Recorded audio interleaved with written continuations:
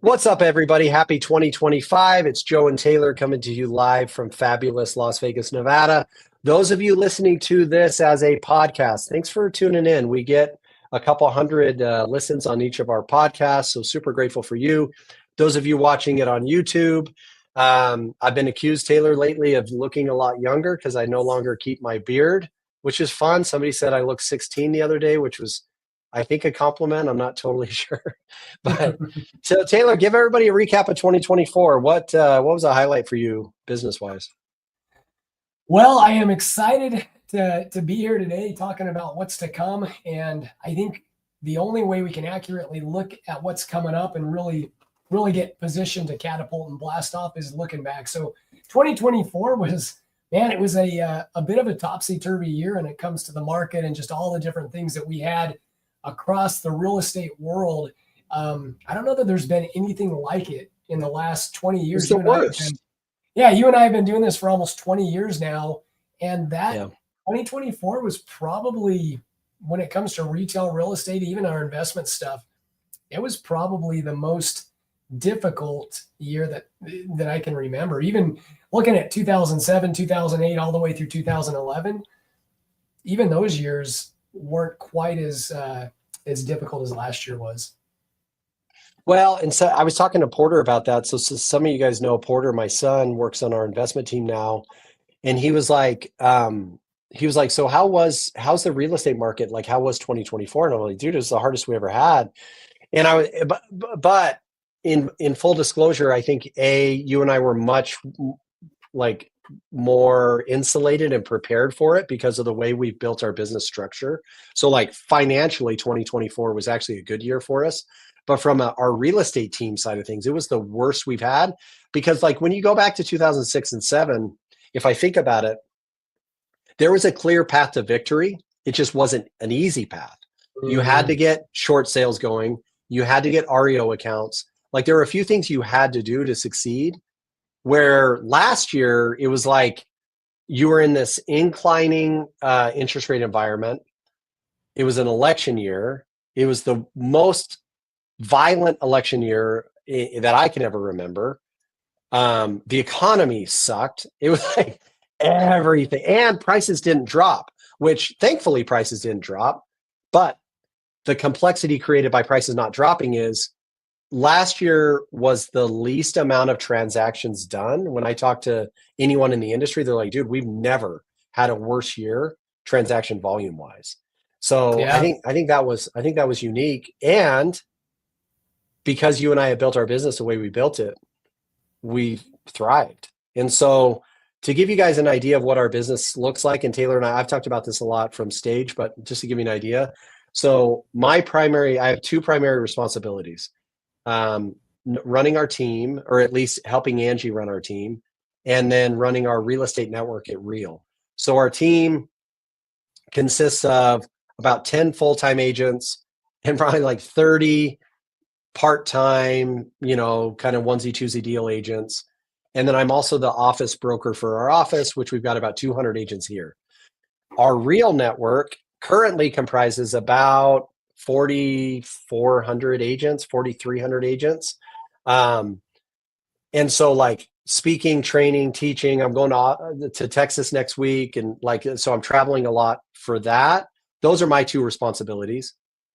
Taylor's primary responsibilities are investment business. So last year, Taylor, how many wholesale deals, flips, like how many units did we do on the investment side? I think as far as, yeah, the wholesale, we did right around 50, and then we did another 20 houses that we liquidated. Some of them we purchased last year, some of them we purchased in 2023. And Yeah. yeah, so on the investment front, we did 75 transactions, I think is where we ended. And our goal was like 150, but then the market hit us in the face. Taylor's other responsibility is to oversee our joint venture relationship. So we do title, we do mortgage. We've got a small JV on insurance. We messed around with solar, hasn't necessarily gone great. So then having said that, Taylor, before we get into like the actual topic we're going to talk about in the next, 15, 20 minutes, 2025, like what are you excited about? What are you hyped on? What do you think is a great opportunity for us? Like what are your sights set on for 2024 or five? Sorry, 2020. Yeah, I think to quote the great Charlie Munger, one of the things he said was that challenges and problems are just opportunities in workflows. So for me, 2024 was a challenge, but it's also an opportunity. It's our mantra around here has always been to fail fast and to learn faster. There were some parts of the business last year that we failed in. As far as profitability, it's very easy to get stuck in the transactions and volume and how many units closed and to forget about profits. So I think in 2024, there was a lot of success. I mean, we still did a lot of transactions, but our profitability was down. So for 2025, I am excited to look at expenses, put them under a magnifying glass, find out which ones we actually need, which ones are actually bringing money in, and cut everything else. I'm excited to look at the cost of each sale that we're doing and look at the commission structures, the splits, what we incentivize, and to figure out how we can make the cost of sale also match what we're striving for on our profitability. And then ultimately to look at our profitability and just make sure that we're hitting that profit first concept that we've preached for the last 5 years. And 2024, we got away from that. Well, and I think P&L statements, bank accounts, like scales, mirrors, they're all the same thing. They just tell you things as they really are. And I think as an entrepreneur, we've been doing this now for 20 plus years. We're optimistic. And so it's just easy if you guys are in your business and you're going like, dude, I'm not making the money I should make, but I've got these so for us, 2025 is going to be the process of cutting out legacy culture projects. And we talked about that. So we had our operations meeting just right leading up to this. And it was like, there's some of our legacy things we've done that cost us money that in a market or running a business that isn't thriving, we're just like, all right, cool. We're just going to cut out some of these things. And like one hack we're making is if we have something that we believe in maintains our culture, and think about this, if our culture is not winning, then what are we trying to preserve? So why spend money to maintain a culture that's not winning, I guess is a theory. And so one of the things we do is next month, we're taking 20 people to Tahiti, which is awesome. Tahiti's great, but it's been a culture maintenance project for us. For the last 10 years, we've done these trips, cruises. We've gone to Mexico. We've gone to Hawaii. We've done Tahiti now twice. And today we just got really granular, and maybe you could speak to it a little bit, Taylor, on we've always done the incentive trip based on production numbers, but the number we've always ignored, probably not on purpose, but accidentally, is we ignored the rewarding of profitability. And so we did this thing where for retail agents, they had to do 26 transactions. What was it, Taylor? 20 for retail is 25. 25. All right. So the way we run our business, and some of you as business owners will appreciate this, some of you won't, we have a cost of doing business. So it's somewhere around 30 to 32%. If an agent on our team closes a whole bunch of their self-source deals, we give our agents usually 80% on their self-source deals. So in theory, we lose 12% when an agent closes their own sphere of influence deal. We make it up in leads and probably in volume. Well, then we were like, well, we want to really incentivize deals going over to our investment company. So we're like, we're going to credit 6 transactions if somebody sends a deal to our investment company, because we were thinking about the average, which is like a $20,000 wholesale fee, $40,000 flip fee or whatever. And then we got into this where a couple of the agents were on the cusp. They sent some investment deals over. One of them, we got a $6,000 wholesale fee, and we credited 6 transactions. And so it was there's just some of those principles that I'm excited to get back to. We haven't even really launched this with the team yet, but for any of our agents on our investment business or our retail team, their ability to earn the cruise or trip to Hawaii or whatever we're doing for 2025 is going to be based on their core profitability. So let me ask you this, Taylor, you're just smarter than me, and you get this stuff better than I do. why has it taken us so long to just get to where any of our incentives, any of our extracurricular cornhole tosses, car washes for production, incentives trips, like why is it taking us so long to base those off of profitability when that's what was kind of staring us in the face the whole time anyways? Well, sadly, I think it's as simple as you and I we both love to travel. We both love to have fun. We're in the trenches every day of real estate, and we're grinding and we're solving problems and just working shoulder to shoulder with so many people that it's kind of nice to just think about the trip at the end of the year. And we came up with Yeah. some metrics. We didn't put them into our calculators. We didn't examine and check everything to make sure the trip was actually being paid for by the production and by the profitability. I think we just looked at it and, it's something we're like, they closed 25 deals. They're a good agent. They're top whatever, 5% in Vegas. They must have earned the trip. Let's go pay on our dime. And so I'm excited, now we can reward and we can actually celebrate. We can go to Tahiti next year, wherever we go, with people that are actually winning. And I think Right. the two things that you spend is either money or you spend time to figure out to win. And I think you and I in the past year, we've gotten a little bit sloppy and we've been spending our money instead of spending our time to solve the problem. But now we're ready to That's just a good spend point. some time, get granular on it. So I want to talk about entitlement. I want to talk about a couple of use cases where entitlement has really come back to bite us. And I want to talk about what I mean by entitlement. So I learned very early, my wife and I got married. I was doing real estate. She was working, for any of you guys who've ever been to Vegas, there's a casino and gas station company called Terrible Herbst. It's a weird name, but anyways, she was working for the Herbst family. And we were just a young married couple. I personally always felt like I wanted to be an attorney. I had some friends whose parents were like personal injury attorneys and they just crushed it. But I just didn't want to pay the price that attorneys pay to become an attorney. So I ended up choosing real estate. Hey, Joe, you're frozen. Huh. Can you still hear me though? It looks like the hearing's super choppy. It's underwater sounding. Maybe it's better now. Let's see. There we go. All right. Should be okay. All right. So 21 years old, 22. I'm married. My wife's working at a gas station, not at a gas station, but for the people that run the gas station.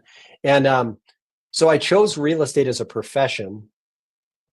And I remember the first really hurtful experience I had was my brother-in-law and sister-in-law bought so this is like 2002, 2003. We were getting ready to have Porter. And my brother-in-law went to an open house and the lady running the open house was like super cute. And he, I think, was just like smitten to some degree. And they bought like a $400,000 house with that lady. And she said, in order to buy this house, you also have to let me list your house. And so it was like a $400,000 buy. So 12,000 GCI there, and like a $200,000 sale. So another 6,000 GCI there. So, it was 600, it was like $18,000 in commission. In those dollars, adjusted for inflation, it was like $50,000, right? Like what it meant to me. And it took me forever to be able to look them in the face or even talk to them. And the thing that I wasn't willing to own up to at that time was I was not entitled at all to those deals. He didn't owe me anything. I thought because we were family, he just should have used me, even though I was really young in the business. I was not portraying confidence. I was not, taking him out to lunch. Like, hey man, if you ever end up doing real estate, I'd love to work with you. And here's why. I was not doing anything to earn the business. I was waiting to cash in on entitlement. And that thing came back to bite me so bad that now 20 years later, I still feel the sting of that. But I guess the gray hair and everything else has just taught me, like, dude, that was not their fault.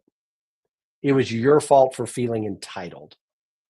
So Taylor, I've got another example I want to use, but for you, has there been any of those moments of where you can look back and go like, dude, entitlement really freaking came back to bite me here because I wasn't executing, I wasn't earning, I was feeling entitled. Yeah, absolutely. I mean, I have a similar story, even more hurtful if you can than yours, because I was in the business, I think, probably a couple of years, and my own father out in Boulder City, he was they were buying a new house out there, and I think it was like $300,000, and he did tell me about the house that they were buying, but he told me after it was already in contract and they had like bought it with a listing agent, same thing. And it was, I Yeah. mean, again, like there is when you think because he's my dad, because he's my brother-in-law, that I automatically get this sell. Like there's something, it's just not going to work that way. And that's what you and I always talk about. The reason we love real estate so much is because 95% of people in this business are not willing to get in and do the work. And so when you do, Yeah. there's so much you can like build. There's so many deals to be done for the people that are willing to work, regardless of whether it's your own father or brother-in-law. Like if you're willing to do the work, there's so much out there. Well, so we've talked about familial entitlement. Let me share with you a story. I see your dad. I'll raise you a dad.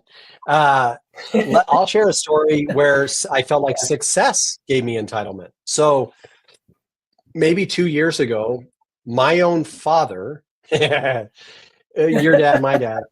I Um, hope our dad so doesn't I have listen to this. I hope my dad does watch this freaking thing. So um, you and I are successful by every metric. You know, like we're both of us are kind of chain breakers. We both succeed like crazy amounts what our family has historically done, even our own fathers. And like, no offense to them, but like I'm way more successful than my dad. Because of that success, though, I've got like a stepsister that is in real estate, but she doesn't do really anything. And so my dad was like, hey, I'm buying a new house with, my half sister, and I'm selling my house, and I'm going to let so and so do it because, like I know you're really busy and you're successful and it will mean more to her. And I was like, I felt entitled because of my success. I'm like, how freaking dare you? Like, why would you have someone who doesn't even know what they're doing choose to work with them when like I really know what I'm doing?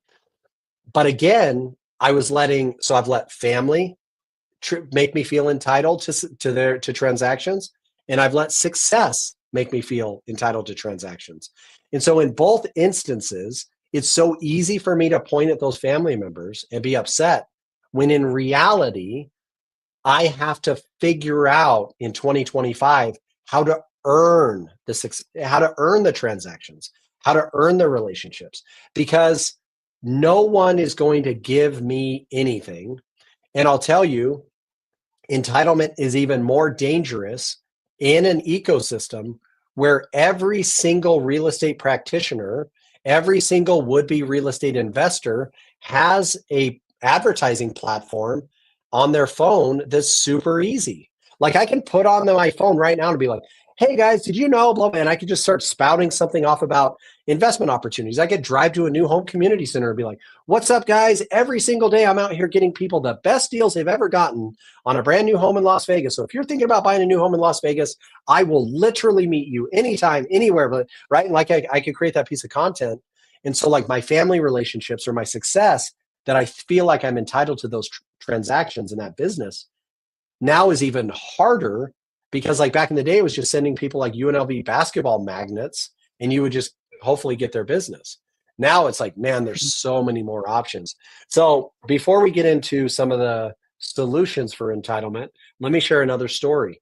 So many real estate agents are in the business of agent attraction now. Like EXP existed for a long time. You and I never went to EXP. We did end up going to Real 3.5 years ago.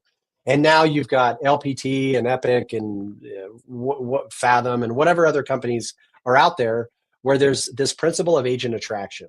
And I'll tell you where I see entitlement almost more dangerous than in the traditional real estate transaction side of the business is in agent attraction. And we've had friends come not just to the same type of ecosystem. We've had friends come into this ecosystem in a sponsorship world that we were not a part of. And there are times where I'm like, dude, what? I thought we were homies. Like, what happened? And I felt entitled to a sponsorship relationship because of a pre-existing relationship. I think in this agent attraction world, we would all do very well to recognize that nobody owes us anything. I don't care if you shared an office at Century 21 and like you took the gold jacket Monday, Wednesdays, and Fridays, and they took the gold jacket Tuesdays, Thursdays, and Saturdays. Like, it does not matter. The only value a pre-existing relationship gives you is a head start on earning the sponsorship, the transaction, the business relationship. So pre-existing relationships and success give you a head start, not an entitlement. So Taylor, what do you think about that concept? Like, if you have a pre-existing family relationship, if you have a track record of success, what type of advantage does that give you in earning the business if you are successful at removing entitlement? That's a great question. Yeah, as you were talking about entitlement, I was asking myself, what is the silver bullet that would kill that like furry, scary wolf named entitlement? And I think the track record, the experience, all of that stuff is important. But it really, and I think what it leads to answer your question is, because an experienced agent has the tools, putting those tools into practice and coming up with, like, for me, it's all what actually keeps me safe and keeps me going and keeps me away from the entitlement trap is the metrics of doing the small, simple things every day. It's this prospecting, it's the follow-ups, it's the conversations, to set appointments, to met appointments, to actually, getting new contracts that turn into escrows, that turn into closings. But it's the mathematics that keeps me, the algorithm to me to fight entitlement is doing those small and simple things every day and making sure that I never, to quote the great Brian Gurnick, to make sure that I never take a day off. Like, no days off. Yeah. Every day there's certain things that I know I have to do. And if I do them, I know that in 90 days from now, I will win. And I know if I do them for a year, I'm going to win big. And if I do them for the rest of my life, the wins will just keep stacking up. No, I love that. And I would think, to me, the silver bullet I would toss out there to the world is, what would my world look like if every day I woke up and I tried to earn the love of my spouse? What if every day I woke up and I tried to earn the respect of my children? What if every day I woke up and I tried to earn the collaboration of my business partners?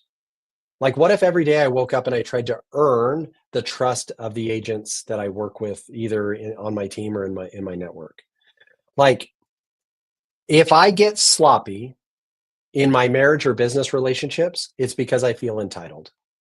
Like, there are times when, like, I feel like I married like she's just the most beautiful humans. Like, physically, she's gorgeous. She's spiritually dialed. She reads books and intellectually just challenging herself.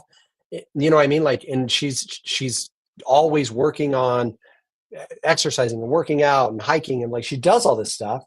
And then there's times when I see her and I'm like, dude, she looks so beautiful. And then there's almost this gag reflex of like, well, we've been married for 20 something years. I don't have to tell her. And I'm like, you freaking idiot. Like, go tell her. And like, there's this, I think, guys, to kind of wrap this up, to start the new year, focus on earning the business, even with the people you have a head start on. Focus on earning the love of your spouse, earning the respect of your children, earning the respect of your business partners, because nobody owes me anything. Everybody is going to do what is best for them. And the only true way for me to succeed is to recognize that if I want relationships, I have to earn them. If I want respect, I have to earn it. If I want success, I have to earn it. So where entitlement can be a danger and a destroyer to our business, the recognition of the entitlement can be such a powerful principle that if you and I look at it and go like, dude, how do we earn this? Imagine what 2025 can become. So Taylor, what are some of your big goals for 2025 on the investment side of things? Like what, obviously we're not entitled to anything. We start from scratch every day on our investment business. Like what are some of your goals? What are you trying to accomplish? I won't get into the number stuff, but I'll tell you, like the two main things. Number one is to be intentional at what we're doing. And I think it goes right along with what you're saying on entitlement, not to think because we've been in the business 20 years and we have a good name and a well-known brand, but to be very intentional on the activities that we as a team do every single day. And then number two is to run a true profit first business. We've already spent, 3 hours today looking at costs, expenses, people in the business, the way they're doing things, what we're paying them. So it's to be very intentional on our activities to make sure that those activities lead to a win. And then number two is to run a true profit first business and to know exactly where every penny's going and to know, if we're buying leads, are those leads converting? Are they converting at a 2x, 3x, 10x clip? If not, can we find better leads? But to be profitable from day one. Give everybody a 20-second cliff note. So profit first comes from a book. What is the general principle of profit first? It's kind of like what it says. Like when you close a deal, when you're a business owner, whether you're running a dry cleaning shop or selling watermelons from a fruit stand or selling houses, when you have a transaction, you pay yourself first. You pay yourself, whether it's 1% or 20%, you get the 1% first. Whatever's left over is what you use to run the business. And if there's not enough money to left over to pay your tax guy, then your tax guy gets cut and you find a new tax guy. If there's not enough money left over to buy toilet paper, then you use the newspapers in the bathroom. But it's the principle is very simple: is you get paid first before anything else does. Whatever money's left is what you use to run your business. And why is that such a revolutionary principle? Because it sounds so simple, but what do people typically do? Mm-hmm. They typically try to create income, try to create money. They have costs that they hope to make more money than their costs. And then at the end of it, they hope that when it's all said and done, they've created some income. And so what Taylor's talking about is, like, imagine you're running your real estate team and you're like, dude, in 2024, we broke even. Well, moving into 2025, imagine a world in which you're like, I'm taking 5% off the top of every deal that closes and I'm paying myself. Now, how do those decisions, like what financial decisions are you going different? Like, do you really need the relationship management advisor for your real estate team that gets a cut of every deal? Do you really need 2 front desk people? Do you really need, right? And so you start going like, man, what are we paying for that's frivolous? Because now if $10,000 come in and you take 500 or 1,000 off the top purely as profit, now you have to make that deal make sense at $9,000. And so now margins get a little bit slimmer. And that's not, profit first isn't that's all you take. Hopefully you take much more. Hopefully when it's all said and done, like you're way more profitable. But I think, I love that, Taylor. I think